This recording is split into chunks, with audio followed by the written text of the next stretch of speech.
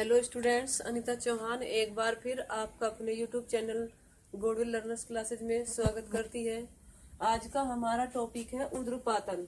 पिछली क्लास में हमने पढ़ा था गलनांक किसे कहते हैं, गलन क्या होता है, कवथनांक, संघनन और हिमांक के बारे में।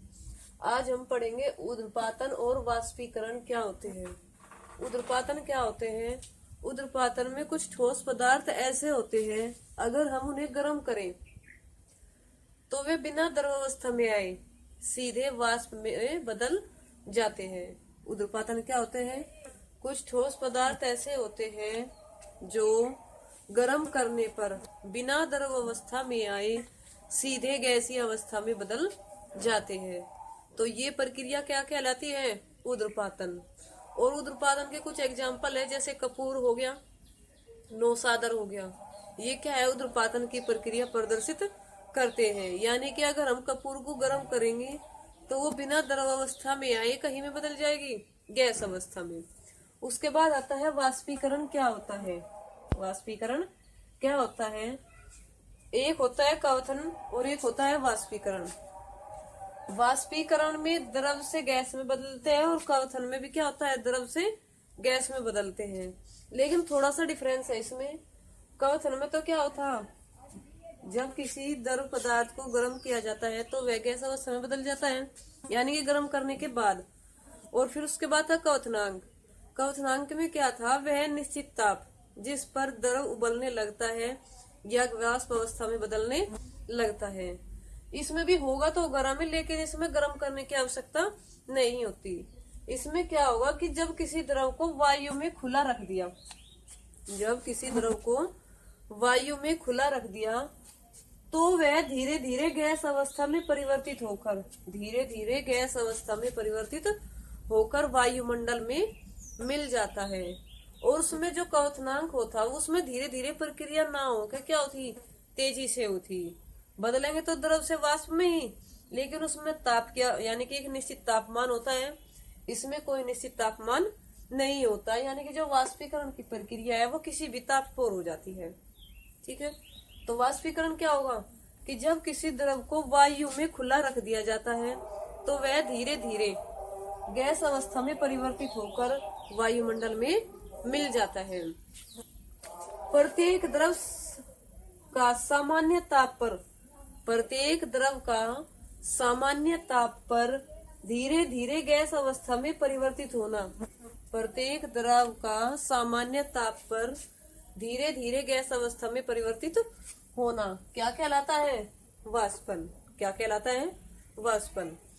अब वाष्पन में आपने देखा होगा, इसके कुछ एग्जाम्पल भी हैं जिन्हें हम अनुभव नहीं कर पाते। अगर हम कपड़े सुखा दे वायु में तो वे क्या हो जाते, थोड़ी देर बाद ही सूख जाते हैं। तो उसका कारण क्या है? वाष्पीकरण। क्या है? वाष्पीकरण। यानी कि जो द्रव है वो धीरे धीरे गैस अवस्था में परिवर्तित हो गए, क्या हो गए, वायुमंडल में मिल जाते हैं। ठीक है। अगर हम कपड़े सुखा दे तो क्या हो, गीले कपड़े सुखा दे तो थोड़ी देर बाद सूख जाते हैं। गीला फर्श भी क्या हो जा, थोड़ी देर बाद सूख जाता है। तो वो क्या कारण है?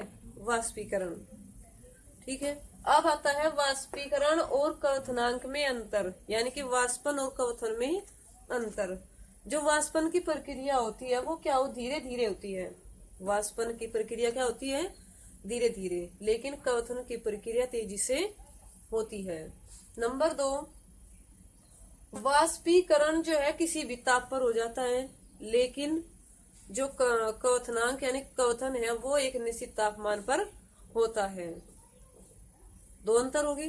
तीसरा अंतर है जो वाष्पीकरण की प्रक्रिया है, यानी कि जो वाष्पन की प्रक्रिया है वो वायु के प्रवाह की गति और वायु की आर्द्रता यानी कि नमी पर निर्भर करती है, लेकिन कवथन की प्रक्रिया इन दोनों पर निर्भर नहीं करती। यानी कि न तो वायु की गति पर निर्भर करती और न ही वायु की आर्द्रता पर। ठीक है। आपने देखा होगा जैसे घड़ा है, घड़े का जो जल हो वो गर्मियों में क्या हो, ठंडा होता है। तो वो क्यों होता है? गर्मियों में घड़े का पानी ठंडा होता है। वो क्यों होता है? गर्मियों में जो वायुमंडल है वो हमारा शुष्क रहता है। वायुमंडल क्या रहता है? शुष्क, यानी कि गर्म, जिससे वाष्पन की प्रक्रिया क्या हो जाती है? बढ़ जाती है। वायुमंडल जितना गर्म होगा, शुष्क होगा, उतने वाष्पीकरण की प्रक्रिया बढ़ जाती है। अब घड़े में क्या होता है, छोटे छोटे छिद्र होते हैं, रंध्र होते हैं, जिससे पानी क्या रहे, थोड़ा थोड़ा रिश्ता रहे।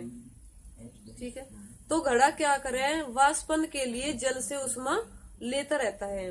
घड़ा वाष्पन के लिए जल से उष्मा लेता रहता है, जिससे जल ठंडा लगता है। एक एग्जाम्पल और है, गर्मियों में क्या है, कूलर का जो पानी हो वो कूलर कैसा लगा है, ठंडा लगता है। तो वो भी यही कारण है। गर्मियों में क्या है, वायुमंडल गर्म होता है, शुष्क होता है, तो वाष्पन की प्रक्रिया क्या होती है, बढ़ जाती है। तो कूलर क्या करे, कूलर का जो पानी है वो वायुमंडल से क्या करता है, वाष्पन के लिए उष्मा ग्रहण करता है। वायुमंडल से उष्मा क्या करता है, ग्रहण करता है, जिससे हमें जहां पर कूलर होता है वहां का वातावरण ठंडा लगता है। ठीक है, अब गर्मियों में एक एग्जाम्पल और है। गर्मियों में आप कैसे कपड़े पहनना पसंद करते हैं, सूती कपड़े पहनना पसंद करते हैं। तो वो क्यों करते हैं, जो सूती कपड़ा है वो क्या करता है, शरीर के पसीने को सोख लेता है, यानी कि अवशोषित कर लेता है। और जो सोखा गया पसीना है, वाष्पीकरण के लिए शरीर से उष्मा लेता रहता है। सोखा गया पसीना वाष्पीकरण के लिए, वाष्पन के लिए शरीर से उष्मा लेता रहता है, जिससे सूती वस्त्र पहनने पर शरीर को ठंडा का आभास होता है। तो जो आज का हमारा टॉपिक है यही समाप्त होता है। आप हमारे चैनल को अधिक से अधिक सब्सक्राइब कीजिए, वीडियो को लाइक कीजिए।